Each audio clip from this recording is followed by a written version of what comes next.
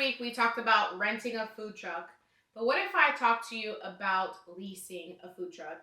And today we're going to be talking about all the things that you need to know about leasing a food truck to all my entrepreneurs and food truck business owners.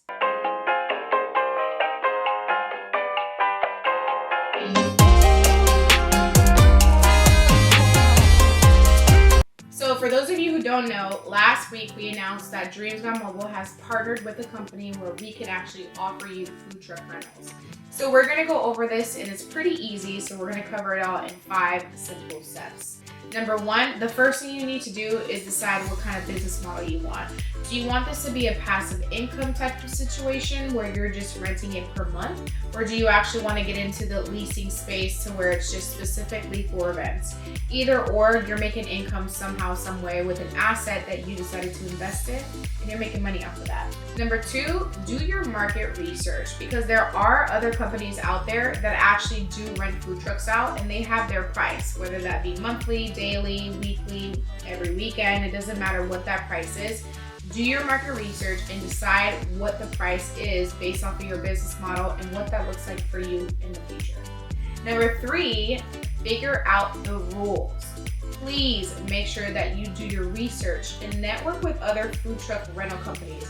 Even if you don't feel comfortable telling someone your ideas, you can simply inquire as if you were the customer and find out what their rules and regulations are when it comes to renting a food truck and copy that model and figure out what best fits you, what makes the most sense. There are pros and cons, and you want to have that landlord mindset because now officially you're like a landlord. So if anything were to happen, you need to know what you're liable for and what the actual customer is liable for.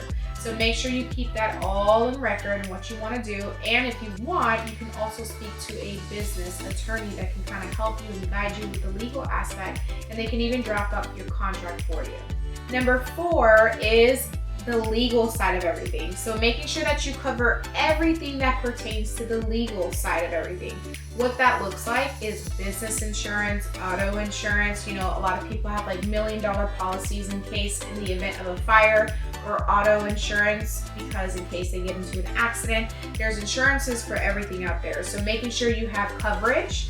That's one thing that you want to look out for when it comes to that. Also, your business license, making sure that you as a business owner are properly licensed to be able to rent to someone, making sure you have a business in that as well, making sure that you have your contracts all settled and ready to go so that way you can rent it out to someone as well, and getting it licensed as a food truck, right? Because you can't just have it rented out to someone and expect them to license it. They're literally just renting it and that's it.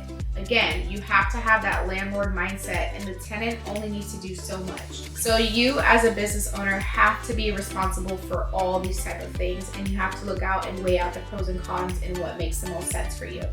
And finally, once you got everything set in stone and your food truck is built and it's ready to hit the road, now it's time to market your business.